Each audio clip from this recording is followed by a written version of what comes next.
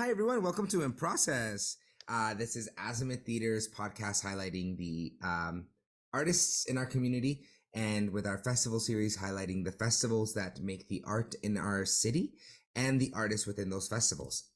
In this second season, we've talked to a number of teams, both consisting of somebody from the company of the festival and an artist being highlighted within the festival.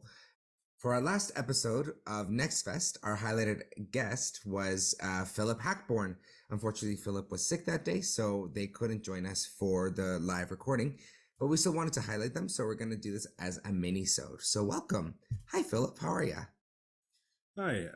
I could be better physically, but I'm doing okay otherwise. Yeah. It's nice to have you here. Yeah, sorry we couldn't do this in person, but thank you for still being willing to do this over online.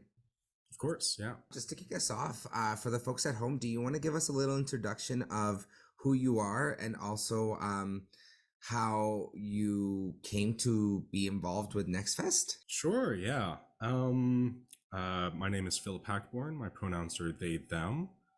I've been in Edmonton since 2015 and have been like poking and prodding and trying to find my way into the theater community here, and have done so in varying degrees. I've made a lot of great friends. I'm a biracial genderqueer artist and poet, and I have a semi-recent fascination in integrating my work and expanding my work into mad art creation, which has special focus on not only creating better, more compelling, more vulnerable, and more safe art about madness and mental illness, but also like better art for the people making it if they experience madness or mental illness. Yeah, I do quite a bit of clowning. I'm an actor and I write poetry for fun, but recently, just in the last year, I've been branching out with my writing, doing a lot of dramatic text for various projects. How I found my involvement in Nextfest, that goes back to 2018. Back then, they had a pilot program for, like, they put together small cohorts of emerging artists who had never met before and of totally different disciplines and backgrounds as one another, and then paired them with a mentor from the wider theater community in town or the wider arts community in town. And that year they had 2 of these cohorts with one mentor each.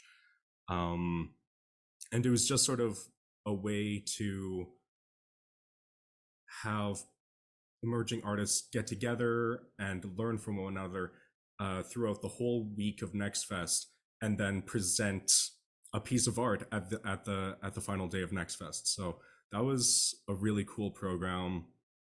On our team, we had a lot of writers, actually, a dancer. I was the actor there, and there was someone who did a lot of stop motion animation, and we ended up doing a cool thing where we had one of our cameras pointed down at the table, and we had these layers of junk, and we pulled the junk away to reveal like messages like happy birthday. Our whole show was about birthdays and celebrations, and we like revealed things, and it was all close up, and so it created this like magical projection that was behind us. And so that was my first year as an artist at Nextfest. In 2019, I was actually involved in 3 different projects. And on one of the days, I was doing all 3 of those projects in that same day. I was backup dancing with New Boy in their show New Boy X Earth, along with actually our interviewer here, Andrés Moreno. It was a hell of a lot of fun that year. I was in the clown showcase that year, presenting a work of mine, and I was also doing a reading I think that was the very first reading of Josh Longdow's and Neil Kiefler's Civil Blood, a treaty story with Thou Art Here. In 2020 and 2021, I was the host and curator of the Clown Showcase online. And last year I presented a play. It was a storytelling show and an academic lecture about, how would I describe it now? I used to describe it in a way that doesn't really describe the work at the point that it is now, but back then I had done a bunch of research for years and a bunch of writing for years about the connections that I had found, the seeming connections I had found between like the Canadian form of character mask and clowning and the psychological work of C.G. Jung. I had found some connections there and I was really excited about it. And now I'm not so excited about C.G. Jung anymore, but I'm still looking for ways to take the idea of the personal shadow from his writing and from his work, and also just from cultures all over the world throughout all of history have always had fascination with the personal shadow and the mythology around that. And yeah, like looking at ways to use character mask to explore our own personal shadows. So that's what my lecture was about last year. Okay, so this year, I have a small involvement with the festival this year. I have the immense pleasure of working with Here for Fear Collective, whom I've worked with a couple times before over the lockdowns a couple of years ago. They started out as a film festival and they've been branching out to just make horror themed art in general, not just film. But yeah, I'm very happy to be working with them again. So that will be at the nightclub on Friday, June 2nd, the Chew on This nightclub. And I'll be presenting a work of mine that I've had going on for a year now, and it is tied into this idea of mad art creation. So this work is called Host Stories or Madness Liberations. I title a lot of things twice, and then I put a little or in there. I guess that's kind of the tradition from old magic shows. Old magic shows would have multiple titles, and they would have like or in between each title. Right, so Madness Liberations or Host Stories is an idea of mine where we tell ghost stories around a campfire. Ideally, one day it would be around a campfire and probably multiple storytellers throughout the night. And it would all be personal stories about our experiences with madness, but the text would always be completely void of pathological language, of diagnostic language, totally avoiding like the DSM and terminology from that because of the harm and stigma that comes from the institution of mental health care and the ways that those languages actually perpetuate harm and stigma. So around the campfire, there would be these stories about personal experiences with madness. And we would be avoiding diagnostic language. And they would be horror stories. They would be ghost stories, but not about like, because there is a lot of art about madness and mental illness, but it's always like, oh no, look out for that person. You know, they have such and such diagnosis, and then it's all very cliche and totally untrue of what that kind of diagnosis might look like for basically everyone. Or it would be about ways that, like the new progressive way of making horror art about mental illness would be ways in which like trauma turns into a ghost that haunts you and stuff. Right. So, Um, how are you approaching it this year then? yeah.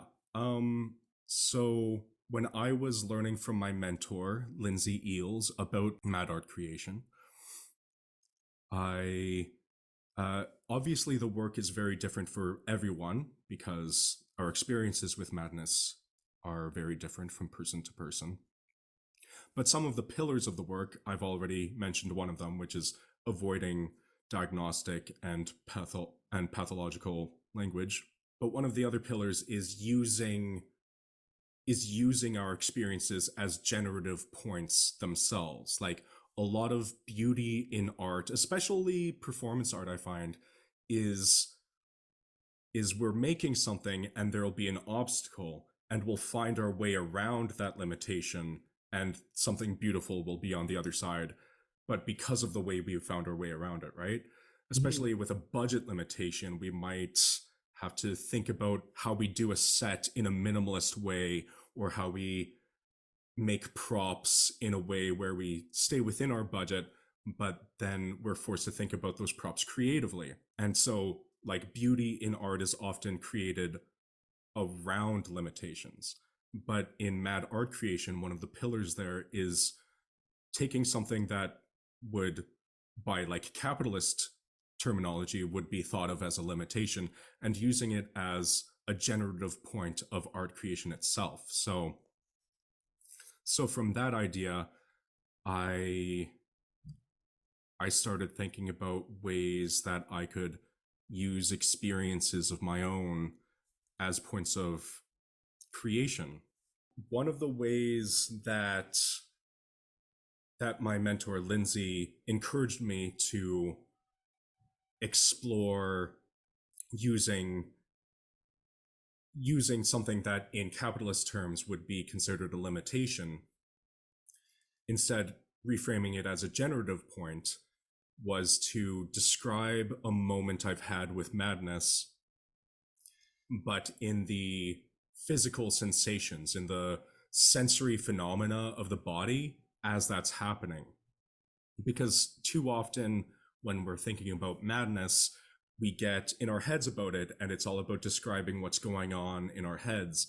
But for some of us, it does greatly affect our bodies as well. So what I did was, right, for this piece that I'm presenting at Nextfest, it's sort of a proof of concept that I want to use to help encourage other writers that I would want to pull onto this team of storytellers.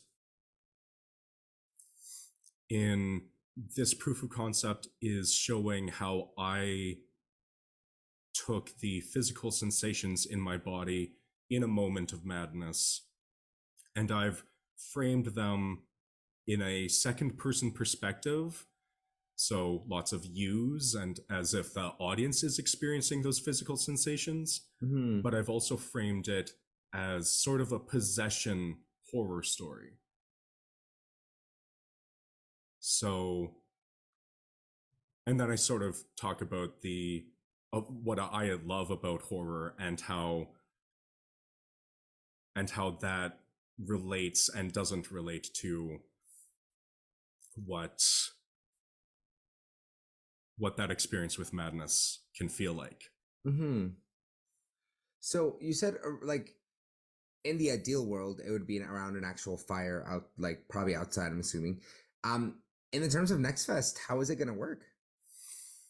At Nextfest, it'll be a totally auditory experience. I'll be reading the text over a microphone in the dark. I have actually done my very first sound design work for this piece. I've made like a little campfire scene. There's some campfire sound effects, like forest and woods, some rain in the distance, thunder in the distance, and I've sprinkled in little like crunching of leaves as if someone's like sneaking around intermittently throughout the piece, and I'll be reading the text in the dark over top of that sound designed like soundscape. That's so cool. Yeah, thanks. I think this is what I love about being an artist is that like even though you are creating things, I feel like every project teaches you a little bit about your artistry and whether that be like a new skill or like how your skills manifest into this specific story. I just like I love that part of being an artist is that there's always continual learning. And so it's rad to hear that you're working on soundscaping because you never know where that might lead you. Yeah, that's very exciting to me. Yeah. Um, can you tell us a little bit about like now that we've talked about what you've done for Next Fest, like what does the festival kind of mean to you and what do you think it means to our city? Nextfest for me has been so important in teaching me that networking isn't just about the job, it's just about making connections. And even if those connections aren't with people that you're ever going to work with, you're still, as you said, being an artist is always a learning opportunity. So even if you're making connections with people that maybe you'll never get the opportunity to work with, because especially at Nextfest, if you're hanging out with a musician but you don't do a lot of music yourself, or if you're hanging out with a visual artist, you're constantly learning from all of these very different, very cool people from all over, like discipline wise and background wise.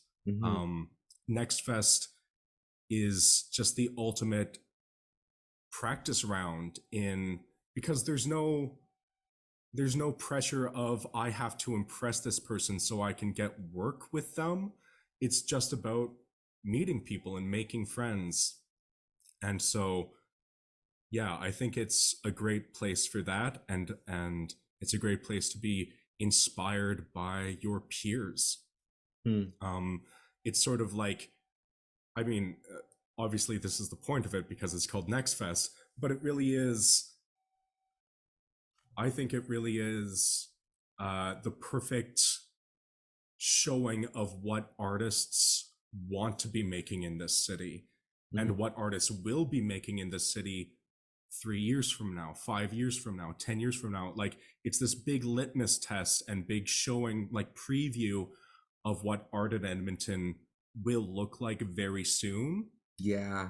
Other than that, it's a great opportunity for learning. Like I've been given producing roles, like this host and curating role of a showcase, and I never would have had the chance to like learn on the fly producing the parts of that are producing. And so it is just a great platform for dipping your toes into sound design or producing or anything else you want to learn, because there's no pressure. And I should hope that in the future there will be more of this mindset in all art, but it really is the place where nothing has to be perfect because it's beautiful anyways, and it's expressive anyways, and it's important anyways, even if it isn't polished and costed $100,000.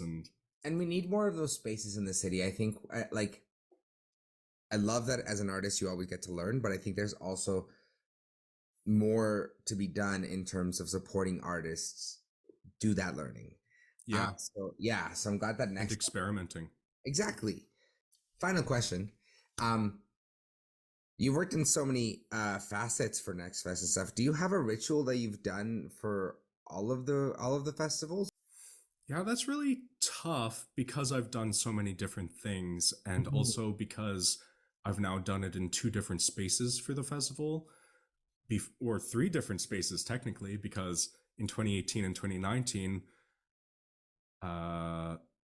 Next Fest was at the Roxy Gateway. And in 2020 and 2021, it was online. And in 2022, it was in the Roxy on 124th Street, returning to the old geographical location, but in a brand new space. Yeah. So it is funny to think about rituals or what I carry through from all the last ones. I will say that I think every year, maybe besides the online ones, I've I've had the enormous opportunity to just go away one evening with some artists that I've already been talking to for a few days of the festival, and we'll just go away from the festival and chat about Hmm. ourselves and about our art and about the art we've been seeing all week.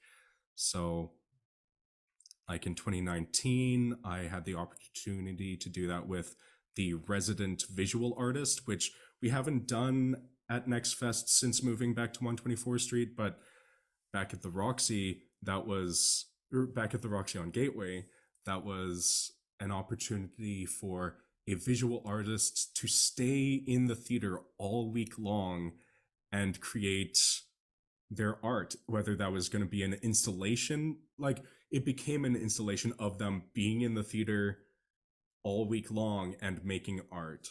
So in 2019, I went and had like a donaire and a great art chat with the artist that was doing that year, and last year we went to, what's that park called on 124th Street, and it's just up on 108 Ave or 109 Ave or something, and 124th Street.